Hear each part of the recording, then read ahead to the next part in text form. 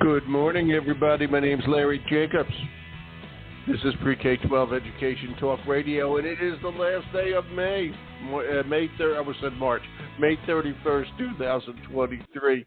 All right, thanks so much for being with us today, and a big thanks to the guest I'm going to introduce you to, our old friend Nancy Weinstein from MindPrint Learning. You're going to learn why data-driven multi-tiered support solutions really matter for equity and teacher retention and learning and the teacher's perception of the children that they're teaching, etc. It's all based on data. We might as well have real good stuff in education, and we're going to talk about how MindPrint Learning, working with Digital Promise, by the way, really can help you all do that. We'll have Nancy on in just a second. It'll be a pleasure to welcome her back. I invite you to go over. Everything's for free over at our website, which is the home website of our American Consortium for Equity in Education. If my voice cracks one more time, I am going to laugh. Over at ace-ed.org, again, our home website. We have our magazine. I think a new issue is going to go up today or tomorrow. Or it depends when Maya gets it done, today or tomorrow. Then it's a brand new issue of our online journal, Equity and Access, which is getting very high readership these days. We're very proud of it. You can go over there. Everything, again, it's free. Go over there, click on the cover, read a great issue of the magazine. We publish every other month. All right. And, of course, we have the archived issues over at the website as well. We also archive all the podcasts, including this one over there. And you also see an icon for award, an icon for awards. I can't talk today. And that of our Excellence in Equity Awards. I want you to know, because there's a timeline thing going on here. Nominations are now open for the 2023 Excellence in Equity Awards. And again, it's at ace-ed.org. All right. Now, that nomination process is open until August 4th. But now is the best time if you happen to be a company and want to get involved in this. The early bird period goes until June 2nd. That's just a couple of days away. That gives companies the best pricing for nominations, and we get a lot of companies involved, so we're trying to remind everybody. All right? If you're an educator, nominations are free, but the companies like to get involved. Again, take advantage of the good pricing through June 2nd, just a couple of days from now. The regular nomination process is open until August 4th. I want you to know there were 160 nominees last year, over 50 winners in 2022. We're expecting a lot more this year. 29 categories on the website. You'll see if you click through on the awards icon are dedicated to companies and organizations, products, leaders, along with 15 categories of educators and paraprofessionals, support staff. All right, 20 of the categories are new this year. So be sure to check them out. Go over to ace-ed.org/awards, or you can email us with any questions at awards@ace-ed.org. But you see it all over there. And please get involved. And if you're a company, we had so many companies involved with us last year. Please take advantage of the good pricing through June 2nd. All right, and today's May 31st, by the way, so I just wanted everybody to know that. And now, enough of me blabbing here. All right, let's talk to Nancy. Nancy, are you there? I am here. It's so good to hear your voice again, Larry. Thank you, dear. It's great to hear you, too. Welcome back. Things are going great for you. And I have to ask you, I had a little note here. Is Melissa joining us today, your director of marketing? Is she with us today? I don't think she's joining. She's on the West Coast. It's a little early out there. No, it is. It's actually 7:34 in the morning, to be perfectly honest, So I understand that I had her name down here in the sheet, and I wasn't sure if she was going to join us or not. So I didn't want to leave her out. Good morning, Melissa. You can tell her she's been mentioned, okay? All right. She deserves it. She's amazing. So. She does. Okay. So anyway, that's great. Nancy's the co-founder and CEO of MindPrint Learning. And I'll just read off this. MindPrint's mission is to ensure every child's strengths are accurately understood so every child can reach their full potential. So what's wrong with that? Absolutely nothing. MindPrintLearning.com. Tell us about the company you founded, Ms. Weinstein, CEO. Oh, thank you, Larry. So I started the company. I started the company about 10 years ago with my husband, who is my co-founder, and we got into it as a response to an experience we had with our own child who honestly, the teacher said, we need more data to help her. Oh, and yes, like she said, there is something holding this child back. I don't know what it is. And we went through this, honestly, a long, difficult process to get the data, lots of testing, lots of appointments. And when I said to the psychologist, I said, what do I tell my daughter about why we're putting her through this process? She said, you tell her we're giving her the gift of how she learns, and that's a gift she's going to have for the rest of her life. So very naively, right? And 10 years ago, I said, why aren't we doing this for every child? We should be doing this for every child. And so not just the moms and dads that figure out how to advocate and have the amazing teachers that say, I want the extra data. We should be doing this for every child. And so that really did become Mindprint's mission. And so, but were you in education? Were you in education in those days? I was not in education in those days. I was an engineer. And so I'm a data person.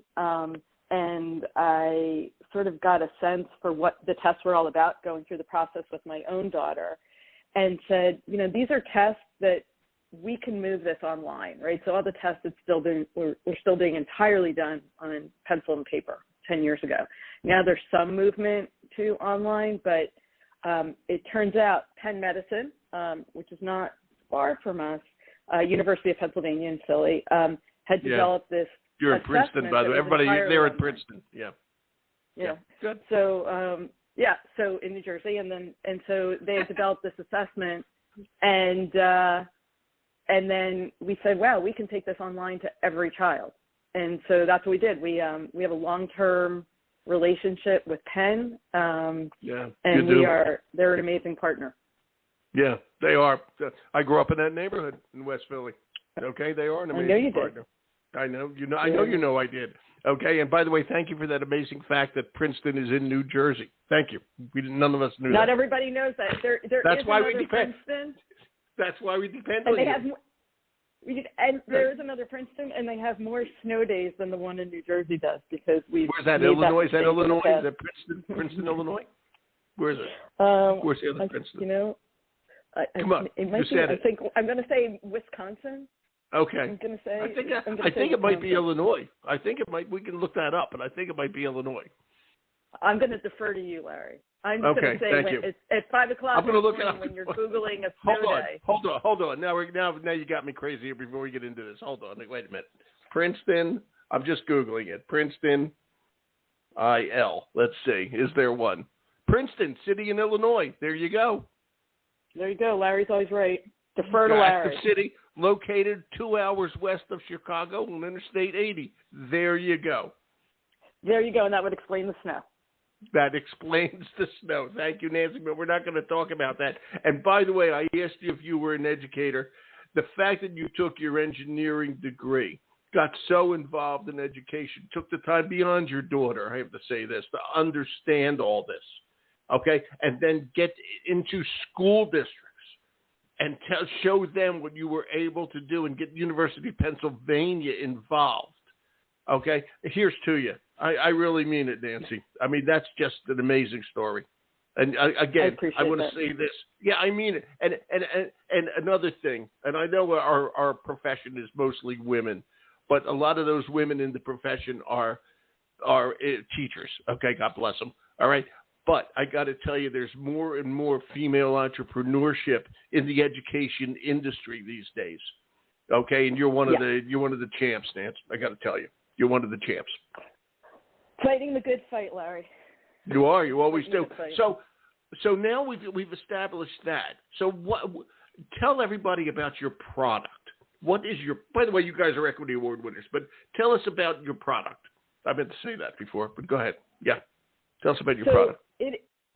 It's a multi-tiered system of support solution. That is to say, it's a solution for every child, regardless of whether or not they're gifted, struggling, somewhere in between, to give us the data to not only know, like, the other assessments that are out there, the achievement assessments, they tell us what a student knows and doesn't know, right? Like they're benchmarking. Are we meeting progress goals? Right. But right. if we're not, and we know more than half of our students are not, they don't tell us what to do next. How do we fix the problem, right? We're doing our best. We know our teachers are in their classrooms doing their best to teach students. They're using good curriculum, and it's not working. And so what our data does is say, why is it not working for this group of students, and what can we do differently? And then from that, once we understand that why, right, so that our data gives us the why. So we're looking at things like not only a student's reasoning skills, their critical thinking skills, but also their executive functions, like can they focus and get their work done? Do they work slowly and it just feels like they can't get things done, and why that's happening? Can they remember efficiently, right? We have a lot of students out there, particularly coming out of the pandemic, who understand what we're teaching, but they forget by the time they get to that standardized test. And so we need to build in some strategies for them as well. So what we do is say, okay, we get it that this student is not succeeding, right? Not meeting benchmarks, or this student's meeting benchmarks, but man, they have much greater potential than we're seeing on those tests. Why is that? And then what do we do about it? How do we help teachers so they know what to do? And they're not like, we ask teachers in some ways to be mind readers, and they're not mind readers. Yeah, half of what we do is anecdotal. I hate to say it, but we need data. Yeah, and the anecdotal is good. Teachers are good at that innately. Okay, so I don't mean to put that down. Okay, but we need data. We need data. And I have to ask. Good. We need the data that's. You go. I was just going to say, like, we need the data that confirms what the teacher's seeing and thinking, because students will behave for a lot of different ways, like what they're seeing, and there could be more than one reason for that. We want to get to the real reason, the underlying reason, and then help teachers support that. So how do teachers get testing, I'll say it that way, delivered to the student? Do they all sit down the entire school and spend a day for 3 hours filling in bubbles on the test? What's going on? How does it all work? Oh, gosh, no. I asked that question knowing that was wrong. Okay. I wanted you to say that. Wrong thing. Yeah. Okay. I just wanted you to know that. Yeah. I appreciate that. We are not the bubble sheet. Yeah, I knew that. I'm showing my age, by the way. I'm showing my age by referring to that. But go ahead, please. Can I? And let me just say, I will offer on this podcast to any of your listeners, Larry, any of the adults there that are educators and want to try this and learn more about themselves, because we really focus on teacher efficacy as well. They can do that. They just need to. I don't know. We'll figure out a way to let them know, let you know, or let us know, and we're happy to let them try it. But the way they do it, this is what a teacher would do. We do this during our teacher training, and we also, this is what the students do. They'll go into the computer lab if they're not a one-to-one school coming out of the pandemic. Most schools are, or a lot more schools are one-to-one. Yeah. It's about an hour, entirely online. It's more like puzzles than, like, no reading comprehension, no math problems. It's sometimes patterns, right? Like, what's the next shape in the pattern? Or we do test memory. So do you remember the words we just showed you? But students overwhelmingly say, like, that was the more interesting test I've taken. Like, that wasn't really a test. That was more like a game.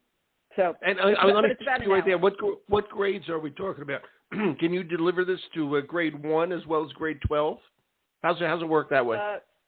We start in grade 3 because the students need to listen or read the instructions and then follow them. And sometimes first graders aren't quite ready to follow online instructions, and we want to make it as simple and easy as possible for the teachers. So we start at grade 3, but we do go all the way up, certainly through high school, and we're in a couple of colleges too. So we're doing a lot more at the university level. Yeah, because you can use the data that we have overwhelmingly is also predictive of college and career, college major and career success. Yeah. So like there's a strong alignment for engineers to be, good in visual reasoning skills, right? Like, and you have like 13 different tests, like for each grade, or how's that? I'm really curious what it looks like. Like if a kid's we're gonna have to get you on. We're gonna have to get you to take the test, Larry. Is the 5th grade test dramatically different from the 1st grade test and the 12th grade test? Maybe that's the way to ask it. How's it set up? It is not.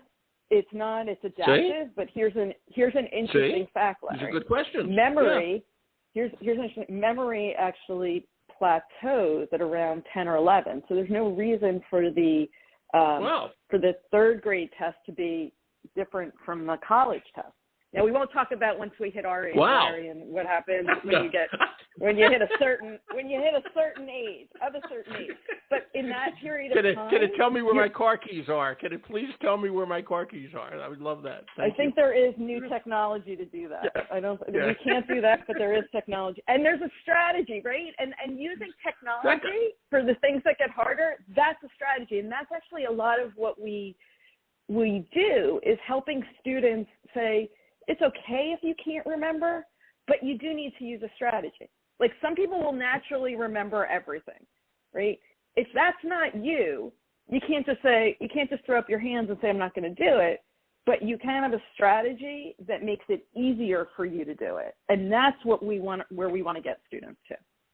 It's really cool. And I have to ask you this. So it's online, it's puzzles, games, it's an enjoyable hour, and the kids can actually see.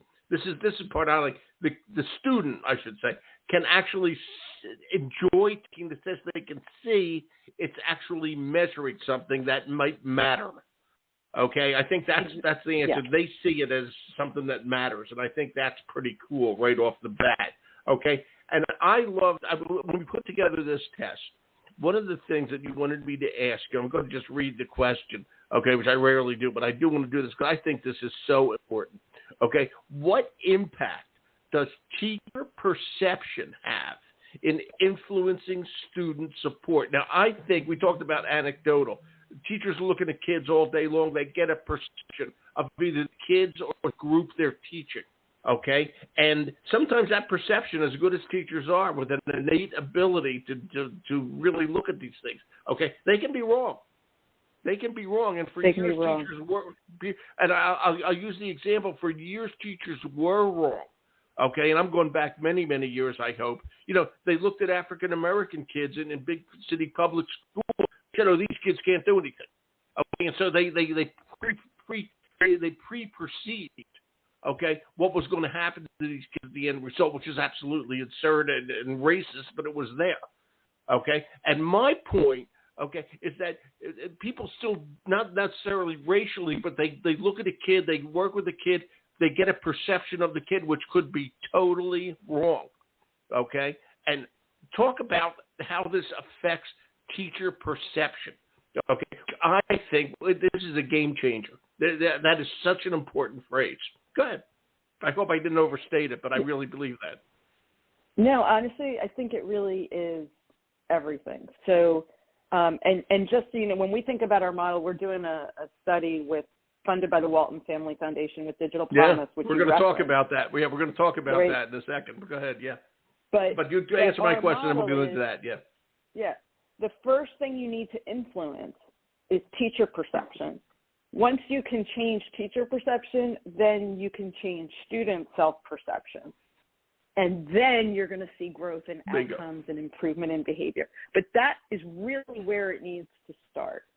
To your point. Not weirdly. To your point, we all make implicit judgments about we people. do. We need to and you know what? That's like if teachers weren't doing that in some ways, right? It doesn't have to be bad. It could be implicitly assuming that the student's gifted. Like it could be lots of things, but if that's how they make decisions and judgments, but we need to put the data that confirms, right?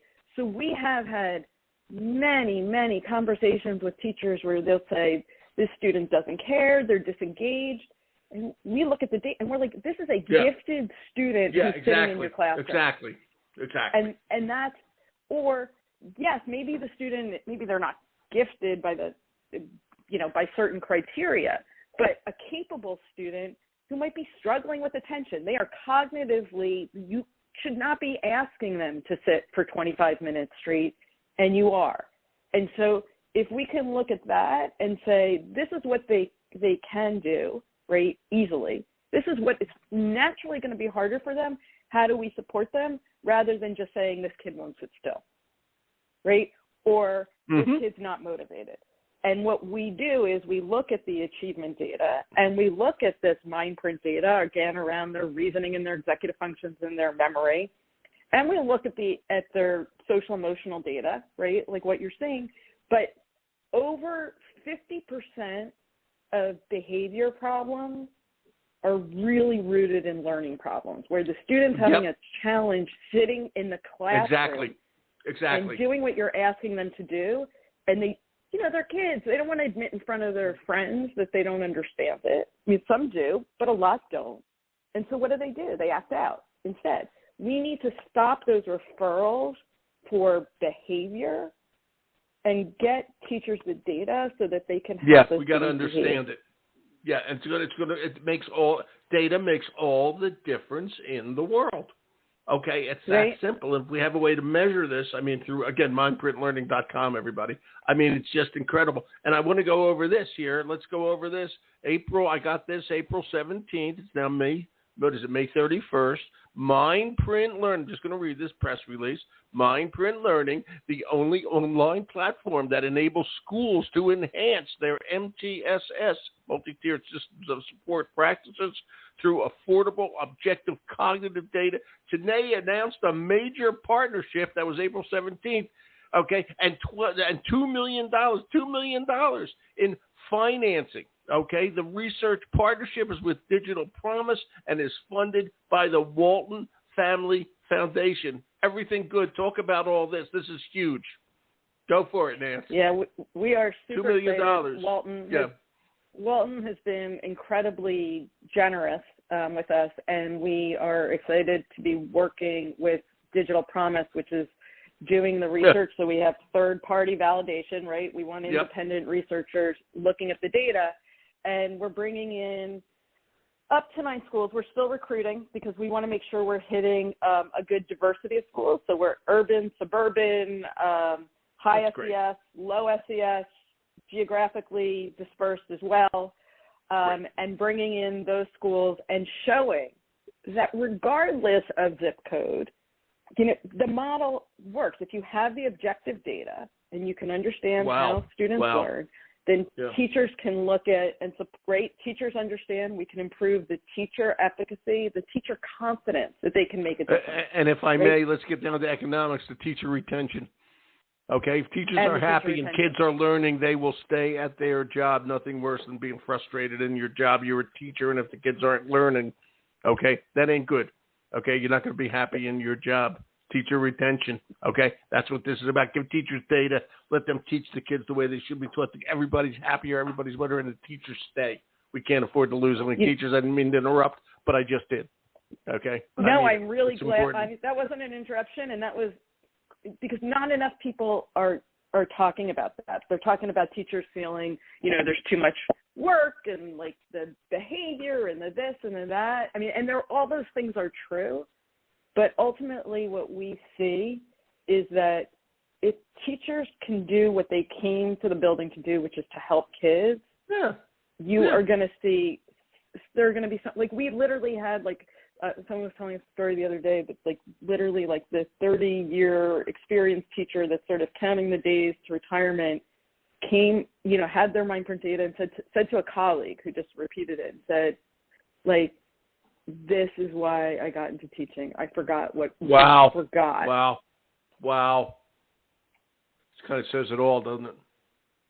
Says it all. Those are the kinds of stories, right? We can get into all the improvement that we've shown in outcomes and a math score here, but it's those anecdotes like that about those kinds of those teachers, the stories of students standing up for themselves and saying, this is what I need.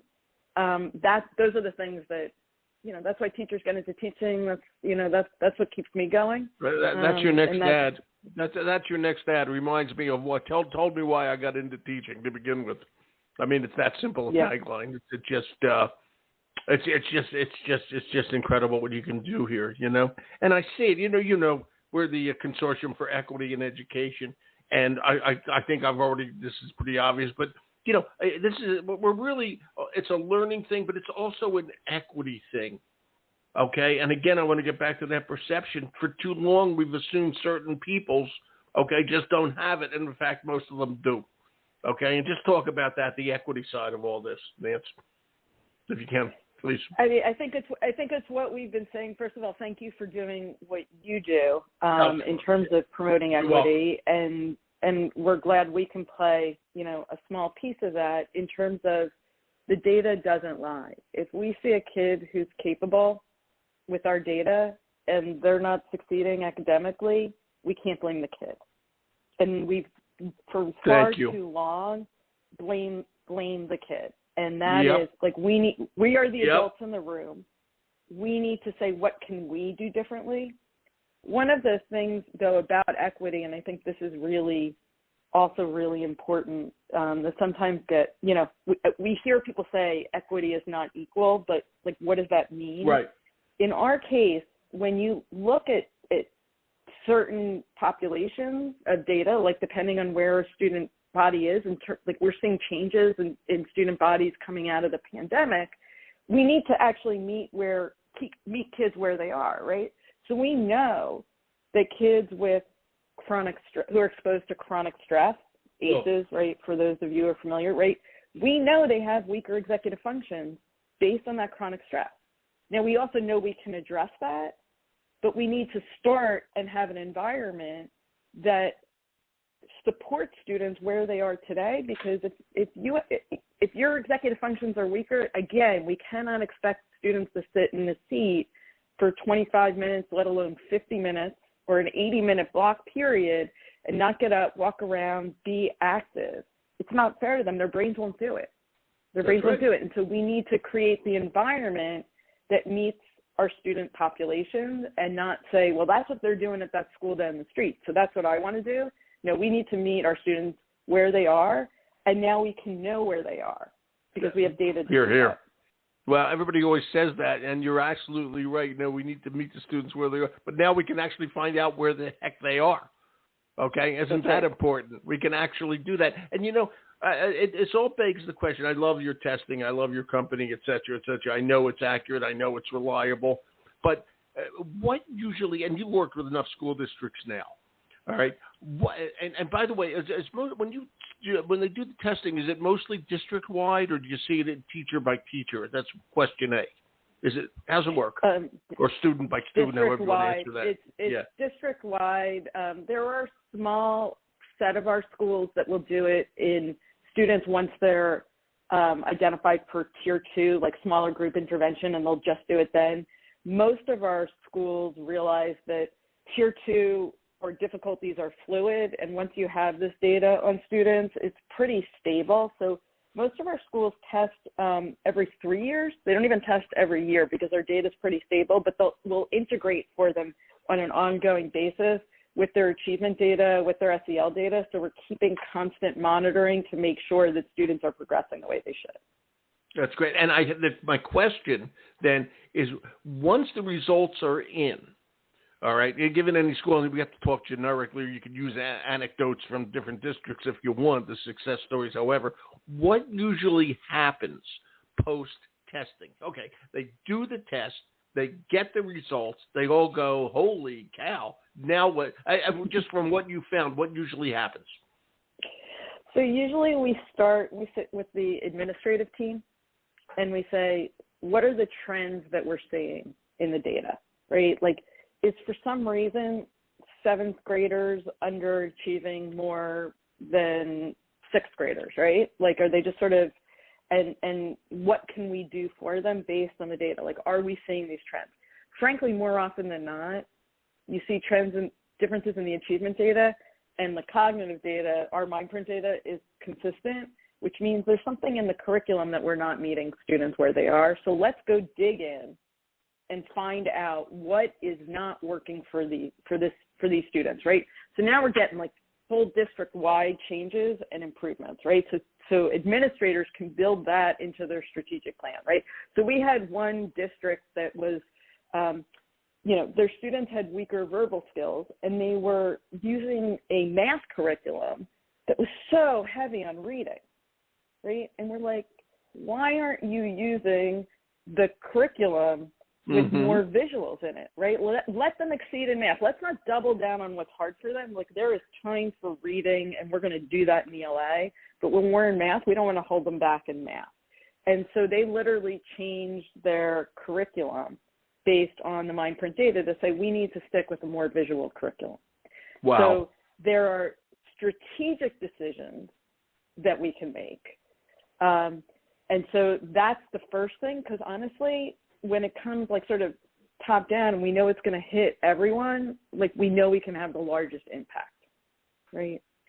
But then we also sort of take it, we take a top down view strategically. What can we do? What can we do to, if we see these weaker executive functions, what can we do in all the middle school classrooms to help teachers understand where their students are in terms of focus and how to manage that? So we'll help them put in a little bit more routine that's consistent across classrooms, maybe a moment of mindfulness in the beginning of class. Just those simple things and the consistency of doing them across the board, teachers will say, like, enormous difference. Right? We had one school, we got a standing ovation because we got the principal to make sure, I'm not kidding, we got the principal to say every student in the middle school is going to use a planner, a written planner. Because the data's like they're working, their executive functions are going to talk, neuroscience now, but like working memory, right? Like their ability to sort of remember what to do next and plan and organize. There's nothing better than a paper-based planner to do that. Students lose stuff all the time when they're on their phone. Really basic things like that can make an enormous difference, right? And everybody goes away from paper, so the school had gotten rid of the paper-based planners. We're like, and this, we said this is what the students need to be more organized and efficient. Yeah, we forget sometimes. We forget what works. Okay, for the sake of the future, we forget what works. Okay, I sound like a 7,000-year-old man. I sound like Mel Brooks, a 2,000-year-old man. But it's true. Okay, for the sake of the future, we forget the good stuff we had that we're working with now. Okay, it's that simple. Your little. I got to tell you, your little anecdote reminded me of a story. Many years ago, I was vice president in charge of sales of a big publishing house, and the accountant kept asking me to write down on this crazy sheet of paper. He gave me one of these big green sheets. This is before computers. What all the 20 salespeople's commissions were. All right, and I kept putting it off. This guy was getting madder and madder and madder. And finally, he went to our mutual boss and he said, "What am I going to do? Larry won't give me the information." And my boss said to him, "Why don't you just ask Larry to tell you, as opposed to writing it down?" Okay, and he walked in. And he said, I said, sure. And I gave him everybody's commission. I was right within $500 without even putting a single thing on paper. I'm not bragging, but it's the way my mind works. Okay. And this is the challenge we have in education. Everybody learns and thinks differently. Okay. And if we can figure that out, we're going to be that much better. We have the technology to be able to teach them differently. It's really that simple. And you know what I love about what you did? I just have to say something here. You said you were what kind of engineer were you? A bioengineer. Okay, a bioengineer. You brought that thinking, okay, into education. Sometimes, I always say this about all the associations and all the educators. We talk amongst ourselves, okay? But other people, you got to bring in other thought patterns too. And you were able to bring in the thought patterns. You would never do something in bioengineering that you didn't have data to prove it worked. Okay? The last time you did it, the guy turned into Dr. Jekyll and Mr. Hyde. Okay? It just doesn't work unless you have the data to do it. Okay? So Mr. Hyde aside, all right, when he drank your formula, all right, you have the data, something works. And this is the kind of thinking that you brought into, you did it. You brought this into education from one field to the other. You should be really proud of yourself. I'm excited for what we can do to change education. Like Very beautifully said, modestly said. I appreciate that. Okay, you did good. Yeah. Thanks, Larry. You're welcome. But it's true. It's true. Like that's what gets me completely jazzed up when we can. Yeah. You know, we tested 25,000 students in the UAE 2 weeks ago, right? Like this is where? This is Where? Say like 25,000. Where? Students in the United Arab Emirates. Oh, UAE. I didn't know what you said. Yeah. Cool. Like students are students. Like the brain the brain is the brain, and when we can strip away all the other stuff, we can teach kids how to learn. Yeah. Right. And we I got to say this. We got to do that, and I'll say it even more importantly, Madam Engineer. Now with AI coming down the pike, we got to really figure out how to use that to have kids learn in the future. The questions are going to be more important than the answers. You got to be able to ask the right question. How do people's minds work? And that's what you're able to do. Nance, this is great. Okay, it's great to be back in touch. I'm going to follow up with you. We haven't talked in too long. I'm going to call you. I would love that. Okay, we're going to talk. All right, we got to go. You're the best. Thank you. You're wonderful. I really enjoyed this. Thanks for taking the time. I love having you on. Okay, we'll do more. I promise. I'll call you. You'll have my word. All right. Okay? Sounds Thanks, great. Nance. Thank you. Okay. Thank you. Bye. Wow. That's Nancy Weinstein. Nancy is the co-founder and CEO, engineer from another field, female, obviously. Okay, look at what she's doing for education. Okay, it's just unbelievable. All right, mindprintlearning.com. And if you don't know about it, you should. Okay, you do now. Mindprintlearning.com. Just great stuff. All right, and they got a lot of funding now from the Walton Family Foundation. I mean, just great. All right, we're going to archive over at ace-ed.org, and you'll find out all the information on the Equity Awards program as well. All right, over there in our new issue of the magazine. It's either up today or tomorrow. Okay, so that's probably tomorrow. All right, so please check it all out. Everything's free for educators at ace-ed.org. I'm Larry Jacobs. Thanks for listening.